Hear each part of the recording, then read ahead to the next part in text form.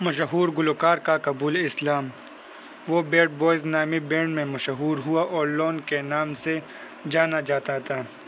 اسلام قبول کرنے کے بعد اس نے اپنا نام تبدیل کر کے امیر رکھ لیا۔ اس کے بیوی اور بچے بھی مسلمان ہو گئے۔ اس نے ائمہ حرم سے ملاقات کی۔ جب وہ خانہ کعبہ کے سامنے کھڑا ہوا تو اس کے قدم اسے سہارا نہ دے سکے۔ اس نے اسلام کا اعلان اس وقت کیا جب وہ 7,70,00,000 سے زائد کیسٹیں فروخت کر چکا تھا۔ اس نے سب کو چھوڑ کر دین حق کو اختیار کیا۔ امریکہ کے اس مشہور گلوکار کے اسلام لانے کے راستے میں نہ تو وہ شہرت رکاوٹ بنی جو اسے امریکی معاشرے میں حاصل تھی اور نہ ہی وہ بے پناہ دولت جو اسے امریکی اور بیرون ملک گلوکاری سے حاصل ہو رہی تھی۔ اس نے مال اور دولت اور شہرت سب کو چھوڑ کر دین اسلام کو اپنایا اور کلمہ پڑھ لیا۔ امریکی گلوکار تشویشی بوکس جو لون کے نام سے مشہور تھا اور جس نے اسلام قبول کرنے کے بعد اپنا نام امیر رکھا تھا، تقریباً 7 ماہ قبل ہدایت کی روشنی پا چکا تھا۔ گزشتہ ہفتے اس نے مکہ مکرمہ اور مدینہ منورہ کی زیارت کی۔ 34 سالہ امیر کہتا ہے میں امریکہ میں گلوکاری کے سبب بے حد شہرت رکھتا تھا اور اس میدان میں نمایاں کامیابیاں حاصل کی، حتیٰ کہ امریکی میڈیا کے سروے کے مطابق امریکہ کے 10 بڑے گلوکاروں میں میرا شمار ہوتا تھا۔ میری شہرت میں اس وقت مزید اضافہ ہوا جب میں نے عالمی گلوکار بگ ڈیڈی کے ساتھ گانے گائے۔ میری کیسٹوں کی فروخت 7 ملین سے بھی تجاوز کر گئی۔ میں نے 52 مختلف نغمے لکھے۔ امیر مزید کہتا ہے کہ میں سچ کہتا ہوں کہ باوجود مال و دولت اور شہرت کے میرے دل کو کبھی سکون اور اطمینان نصیب نہ ہوا، یہاں تک کہ تقریباً 7 ماہ پہلے میں ابوظہبی آیا۔ وہاں میں عرب مسلمان کی ثقافت سے متاثر ہوا۔ میں اذان سنتا اور دیکھتا تھا کہ لوگ نماز کے لیے مساجد کی طرف جا رہے ہیں اور اخلاق حسنہ اور اچھے برتاؤ کو اپنائے ہوئے ہیں۔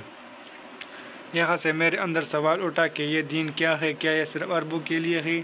پھر مجھے مکمل جواب ملا کہ یہ دین سب کے لیے ہے، کسی قومیت یا نسل کی قید کے بغیر۔ گلوکار